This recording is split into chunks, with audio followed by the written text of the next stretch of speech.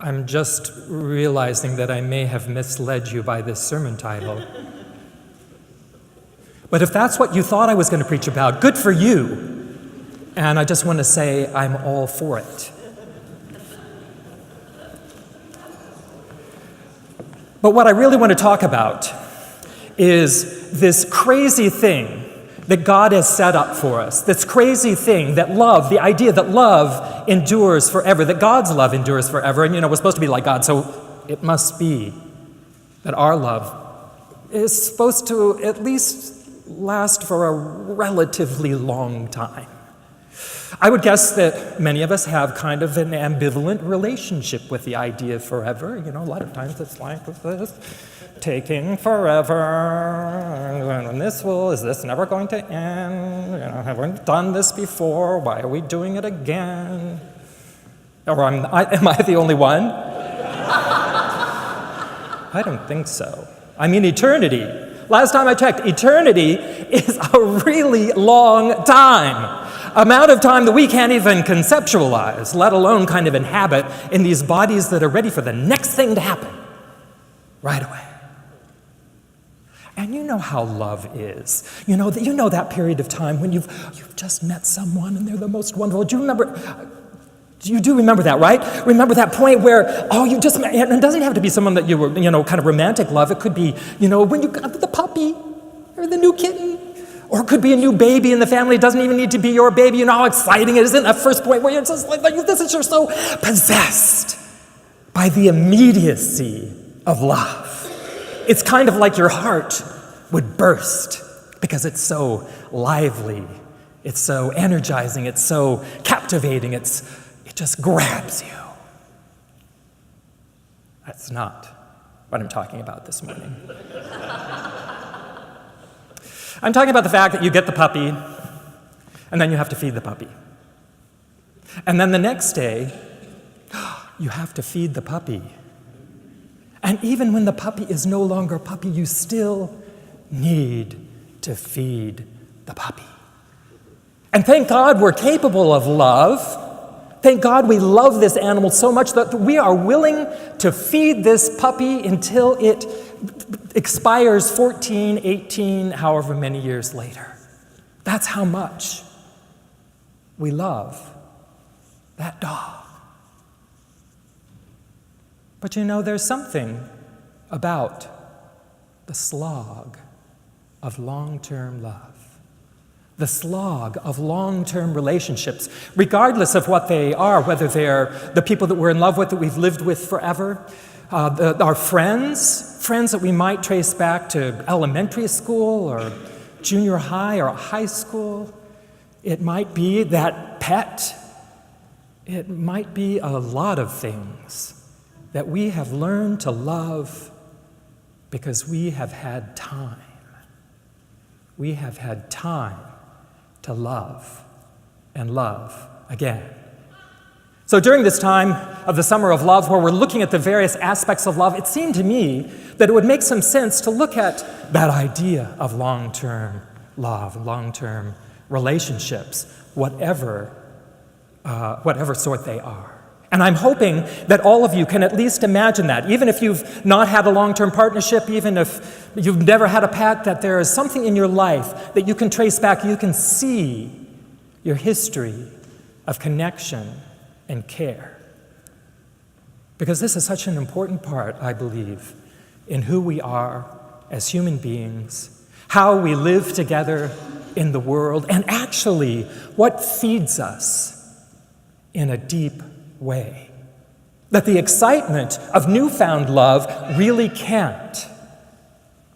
That this is a kind of love that can feed us and sustain us for the long term.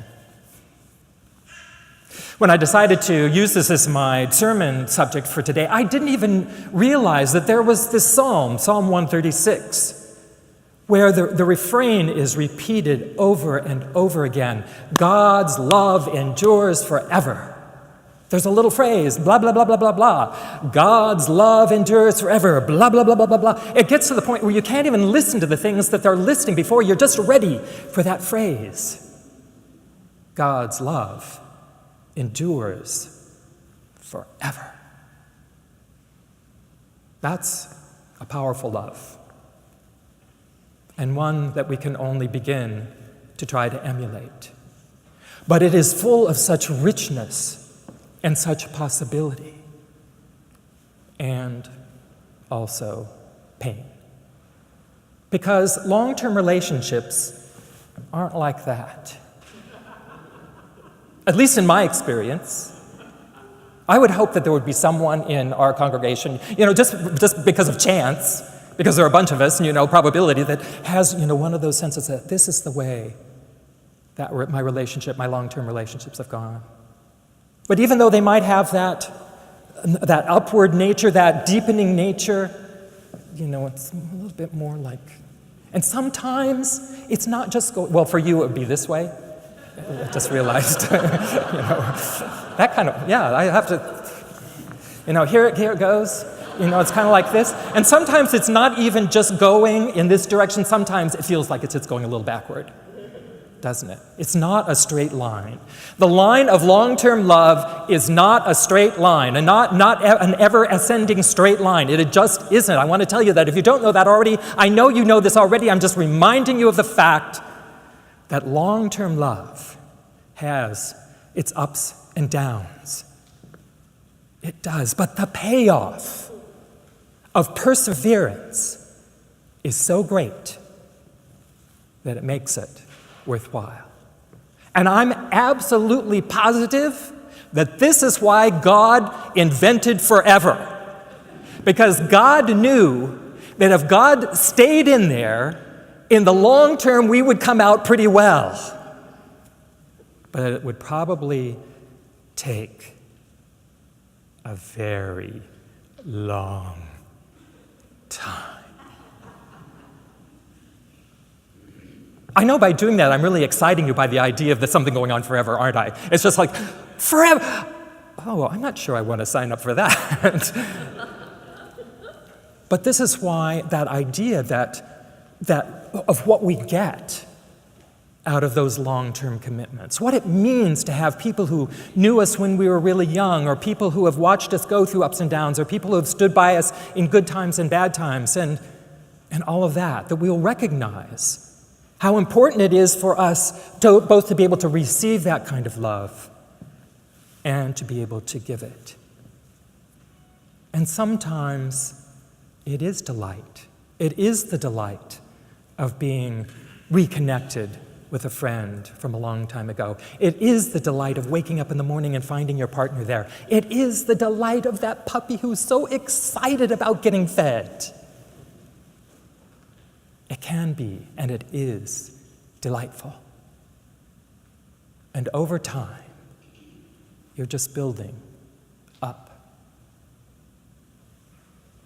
a big pile of love. God's love endures forever. Endurance. Endurance. It's a good thing to think about. What is endurance? The ability to persevere, the ability to keep going, the ability to sustain something over a period of time. Endurance, it takes endurance.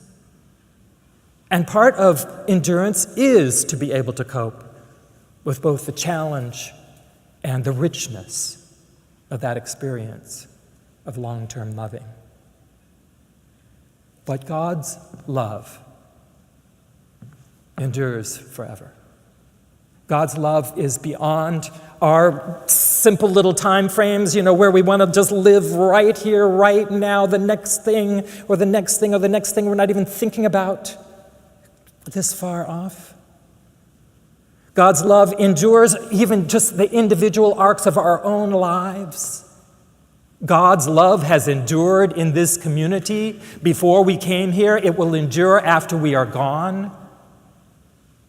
That is the nature of long-term love. Sometimes it even goes beyond the scope of our individual lives. God is going to love you for a long, long time. And we can love for a long, long time. The long game of love. This could be the simplest kind of prescription for a life full of spirit and possibility. The idea of love over a long period of time. What might we be able to create? I would suggest that the life of faith is one of those long-term relationships. In a sermon a couple of weeks ago, Kit was raising this question, why do young adults come to church, or why don't they come to church? And I started to think about, if you think about the motivation to be at church, because you think that's going to be the most exciting thing that's happened to you, I'm not sure that that's exactly true. It might be. Like my experience tells me that sometimes it is. But not always. I mean, if I came to church for the next thrill, I'm not sure if I would do that. But what I do know is that this life of faith is this thing of continuing to show up. It's continuing to show up week after week. Sometimes I can't even see the path that I'm on. Sometimes I can't even see that because it's so incremental. But it does, it adds up. It adds up. So perhaps this is one of the parts of our spiritual discipline, is to recognize the difference between that kind of immediate satisfaction, which is a good thing, it's a wonderful thing, and also long-term satisfaction. I also wonder if long-term love may be the secret to our social action as well. When I think about the current situation that we're in, and not just kind of over the year or years or whatever, but even just what's been happening in the last couple of weeks. And I think, what's the approach to this? If we keep in mind the idea of long-term and love, that takes us in a completely different place than if we say, we must do this thing at this particular moment right now, which we may need to do. But unless it stacks up, in my opinion, with this idea of longer-term love, it will dissipate as quickly as the immediate experience, the moment, the experience we have in any particular moment, which can be so elusive, so evanescent. It's there and then it's not there. But when we start to see how we build up love and justice over a long period of time, it takes endurance. And to put love in the center of that, we've talked about this in some of the other sermons this summer, to put love at the center of what we're doing, and to do that over the long term. If we just did put those two things together and let that guide our social action, I believe that amazing things could happen.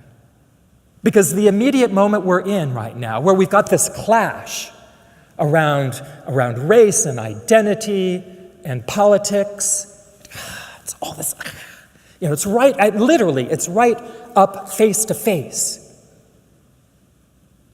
And we can respond as if this is just the moment. But we know it's not just the moment. This moment is connected to a whole bunch of other moments in the past and will be connected to others in the future. And we may not be able to see, what progress are we making, because we may feel like that line is dipping down or even moving backwards. But in the long term, if we continue to put love in the middle of what we do, to let that guide what we're doing, and if we think of that as a long-term commitment, not just for today or for next Saturday or Sunday, but beyond, then we will create things that we couldn't possibly create if we only look at the moment. Forever and ever and ever and ever. Hallelujah. Hallelujah. Hallelujah. That's what it says.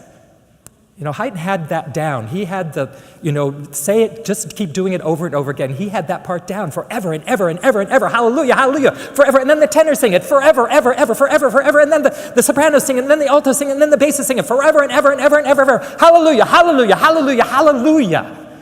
Because God's love endures forever. Amen.